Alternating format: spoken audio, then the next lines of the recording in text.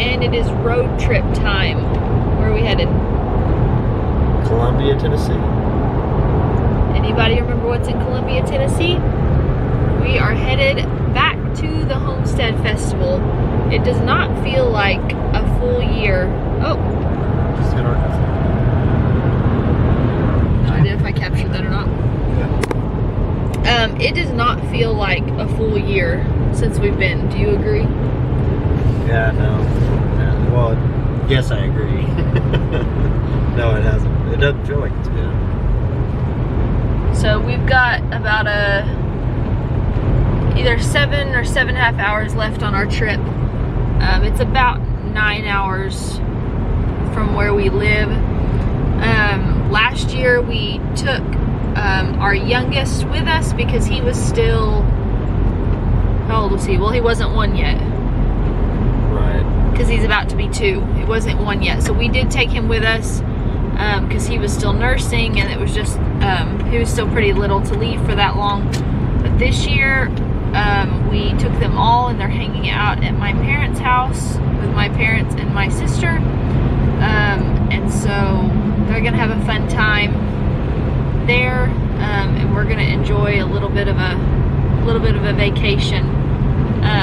Anyway, we're really looking forward to it, and looking forward to seeing all of you that will be there. We learned so much and gleaned so much wisdom last year. We knew as soon as we were there and they announced this year's date, we knew that we wanted to come back. There was no questions. I immediately texted my parents and said, mark it on your calendars, you're babysitting. So just follow along as we make a trip to Tennessee.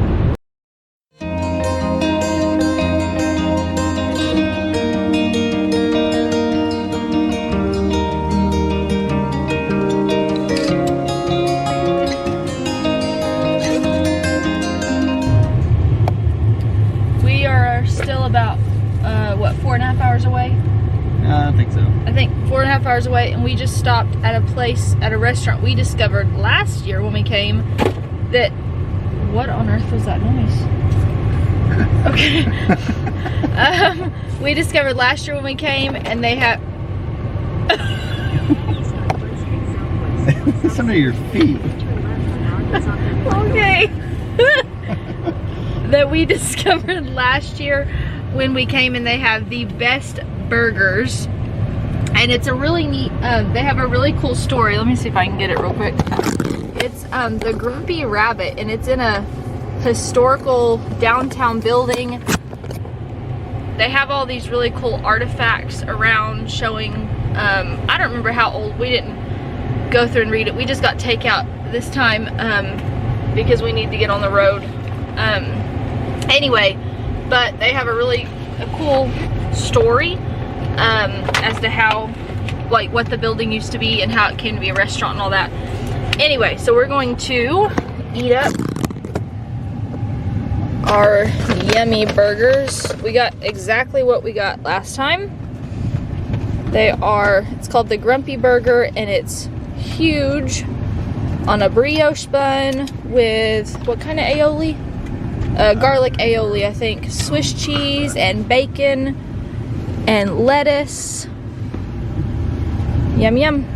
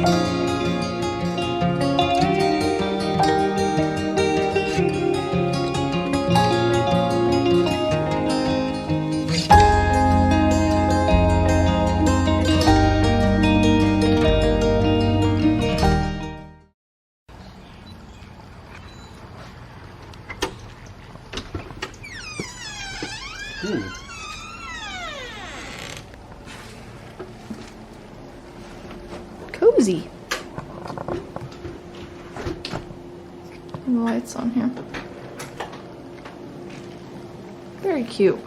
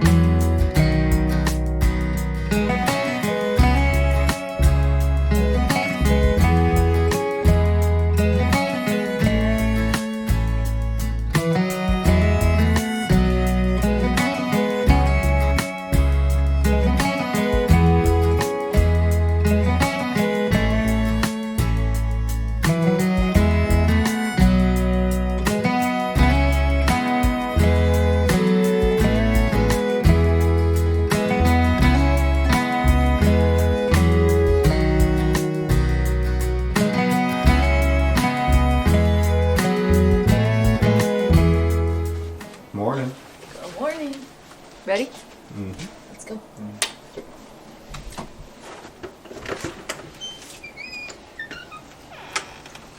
You want to grab the snack bag? Yeah.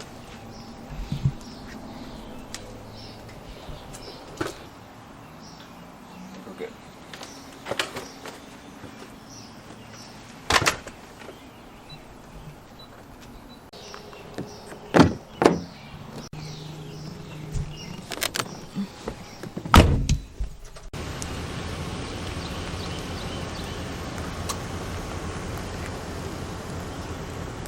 Camped.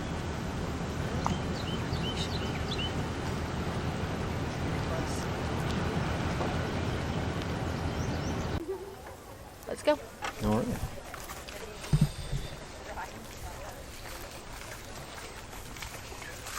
Hey, Marie. Y'all are all leaving the ride.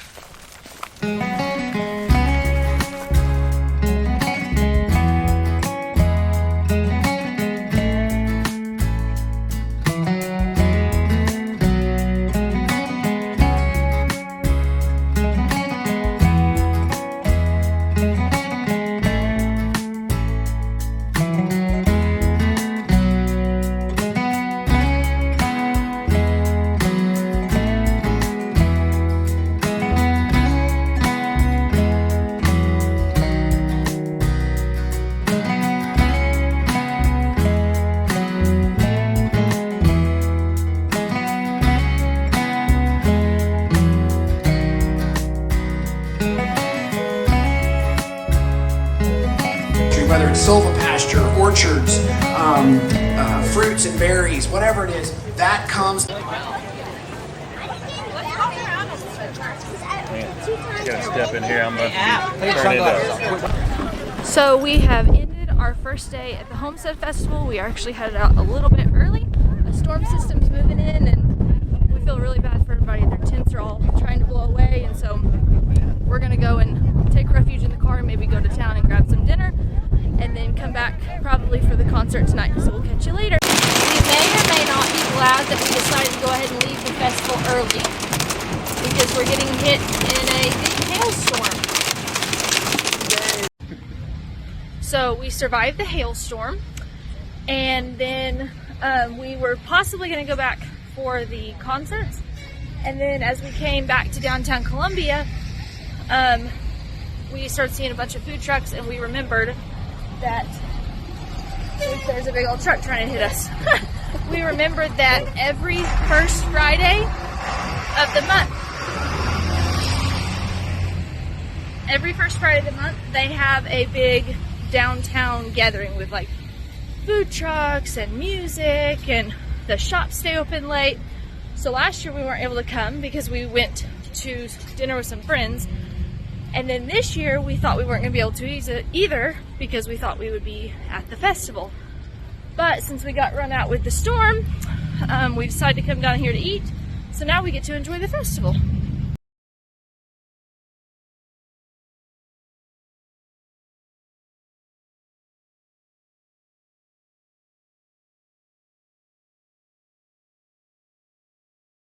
Good morning, guys. So we are on day 2 of the Homestead Festival. Day 1 was full.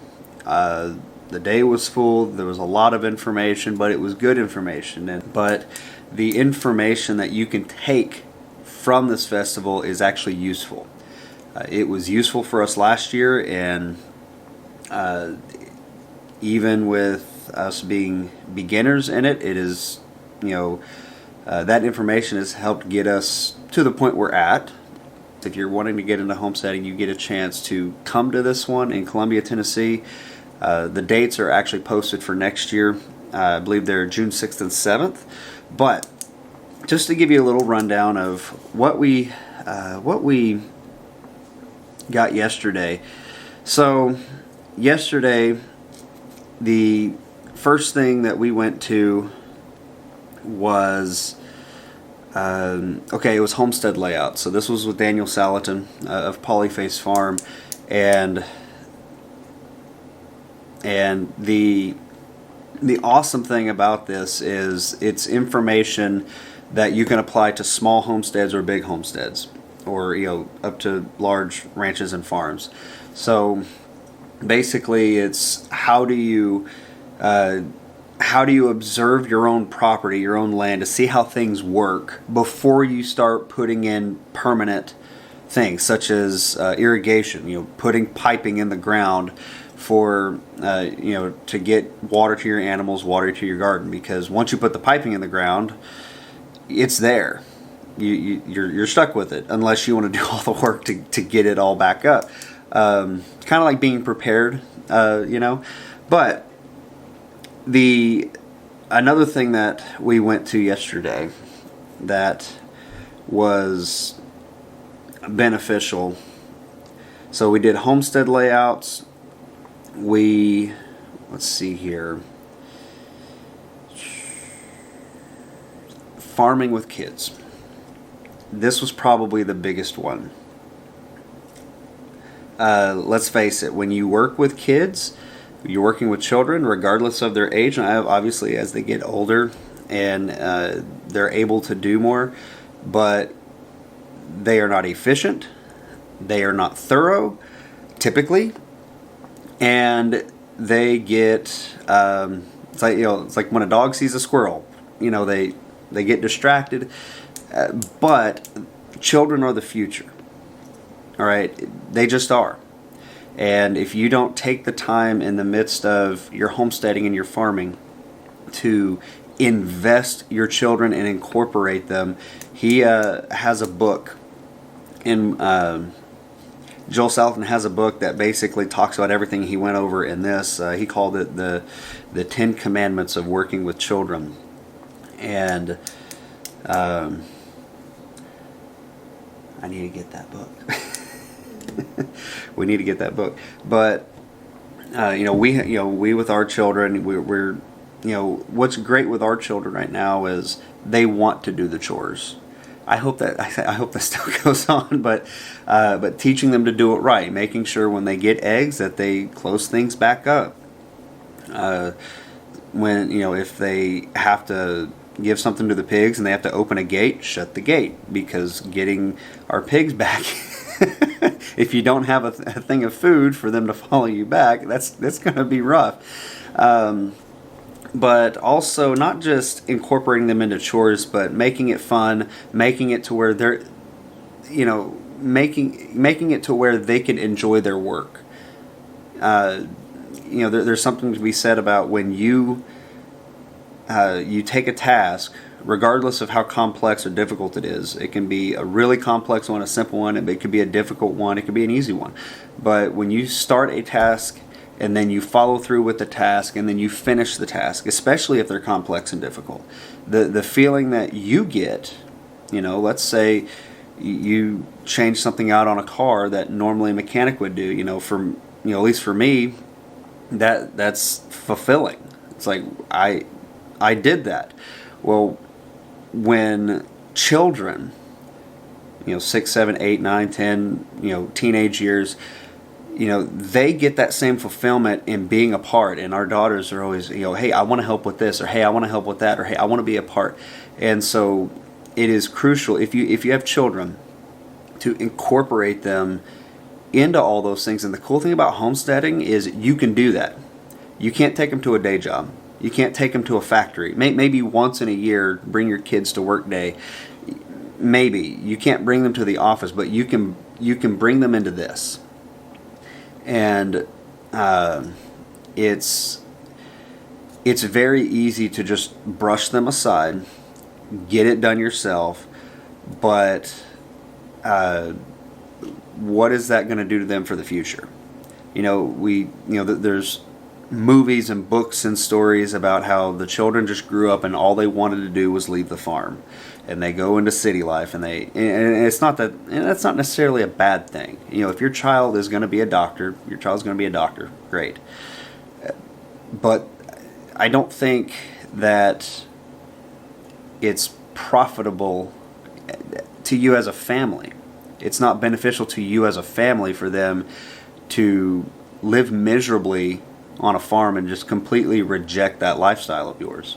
It's not that they can't go live a higher class lifestyle, I guess if you could call it that. There is the proverb that says, "Train up a child in the way he should go, and when he's older, he shall not depart from it." Now that's a general truth, not an absolute. It's not an absolute truth. It's a general truth. But it's really convicting when Joel Salatin was speaking on those things, like, hey, you're doing this to your children. Don't do this. Step back and let them do it. And you're like, oh crud, I'm the one who's doing that. And you can see it in your children's eyes that they just want to be a part. And here's the cool thing: the things that we've trained them to do thus far, most of the time I don't have to think about it. I know that something's going to get done. So not only is something actually getting done, but they're being helped, they're learning, and they're being a part. And that's just something that we, as this grows and we start doing more, that might be easy to forget, that we shouldn't forget. But today, that was the main stuff from yesterday. Today we actually have a much larger plate because we're going to actually end up splitting up and going to different ones and taking notes.